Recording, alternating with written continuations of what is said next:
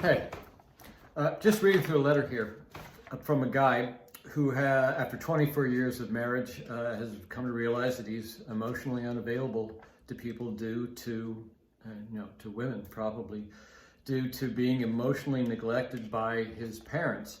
Now, there's no complaining in this letter, it's just a realization. But he says that he's very capable outside of this area, yet he can't ask for help. And he describes himself as a 6'1", 240-pound stoic, tough guy, driven, detail-oriented, can speak in front of people, can manage big, complex projects, etc. You know, we get a lot of guys with the same sort of issue, very successful in their lives, able to step into tension in most parts of their lives, and yet find themselves either numb or broken when it comes to the simple, so seemingly, relationship between a man and a woman. So we have a lot of these guys. And he also describes himself as a loner. I don't know how many of you guys out there feel that you're kind of a loner. I can think of 4 fearless clients right now who have said the same thing. They like being alone, so they say, but they came to realize that being alone isn't so much a choice. It's where they are most comfortable. And Brian tells the story of taking out he was a Navy SEAL out to talk to girls. Now, this is a man who put his life on the line, could deal with all kinds of life and death tension, but when he went into a bar to talk to girls, he shrunk, got very small, and so it feels like a similar thing. There's a deep tenderness in all of us. And especially for those of us who have created this wall around us of impenetrability, impenetrableness, whatever those 2 words. And inside this wall are some really soft and gushy parts that really cry out to be protected. So it totally makes sense. Now, you can get a ton done in your life through courage or anger or force of will. There are so many successful people here, but when it comes to connecting one-on-one with a woman, which means showing their vulnerable side, this is really, really tough because they have all the masculine frame that you could want, a 6'1", 240-pound tough stoic guy, for example. Yet, I have a feeling that this it's not a facade, it's like a shield, goes all the way around his heart, and it feels dangerous to think about connecting with a woman. Now, we all have 2 sides of us. One is our masculine frame.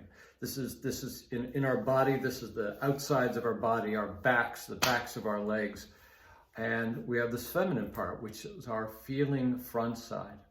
Now, women respond, of course, to a very strong masculine presence, but they really respond to someone who can crack themselves open and it's like they have the courage to express and share everything that they're feeling. The first step is knowing what a feeling feels like, which is really kind of a weird thing. We have these things called emotions, and whether it's fear or anger or grief or courage, these emotions are just, really all they are is just concepts. They are words for something deeper, which is more like a feeling or a sensation in our body.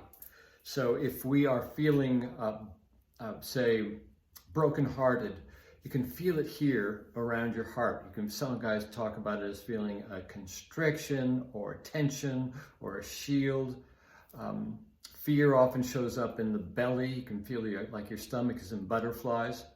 So for this guy, what I would recommend is go to the Fearless page, go to the Fearless YouTube channel, and look for videos on releasing or revealing.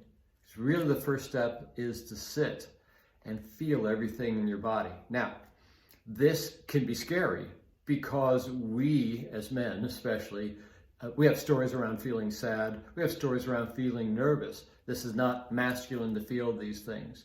But if we want to get up and out of these, we've got to have the courage, or at least the presence, to go ahead and feel them. It should feel like I can handle it. Like I'm a man.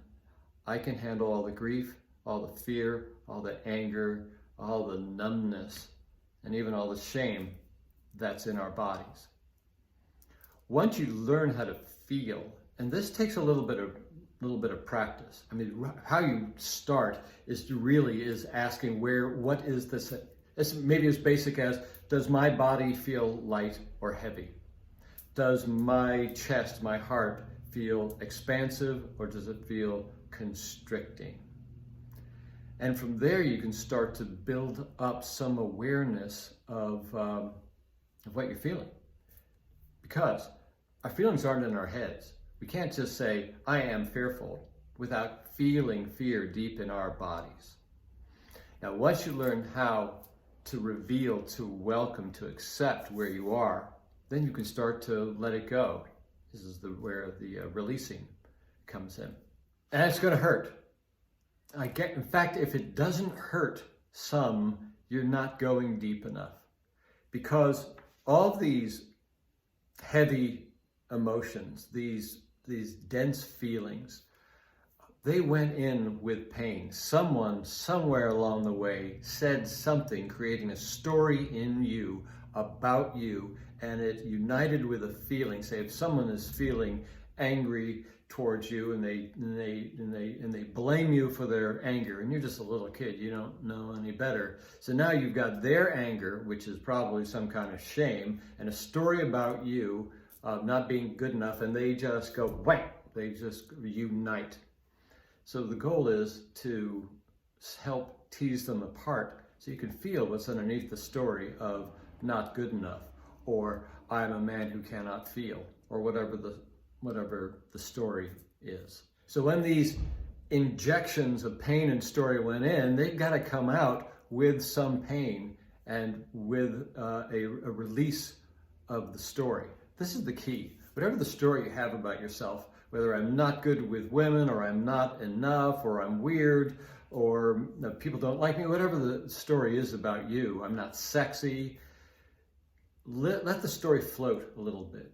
Let it float to reveal the feelings underneath. Because the story, the limiting belief, would have nothing to latch onto. It would evaporate if there was no emotional core to it, fueling it and fueling it and fueling it. Another thing you can do to learn how to feel, and this may sound kind of preposterous, is to go out in the world and see how everything makes you feel. Everything, every part of the world, whether it's a tree or a human being, or the sensation of our feet on the ground, evokes some kind of feeling inside of us. It could feel, you could just walk around and say, what makes me feel expansive? What makes me feel constrained? And you feel these openings and closings in your body. From there, you can start to put emotions to them, the actual words. Gosh, that feels like annoyance. That feels like love.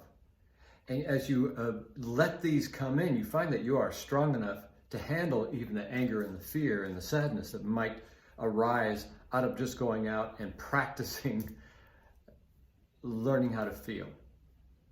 Now, someday, hopefully you will think about taking the experience workshop with us, and all the guys I mentioned before have done so, and they basically learned how to feel from scratch. Some guys show up and they just feel everything. The other guys come in and they go, I don't understand, for example, we've held up a blue book and a red book and said, how does these books make you feel? How do the colors make you feel?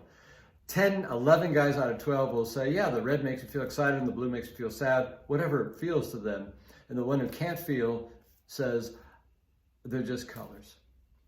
Well, throughout the weekend, as we invite in more feeling and invite in all this, the tension and all, standing in front of women, going out in the streets and practicing, eventually all these kinks in the hose start to loosen up. And red actually does have a feeling, and blue actually has a feeling. And to wrap up, being emotionally unavailable to because of our parents didn't know how to love us, or how to communicate with us, or how to teach us about emotions.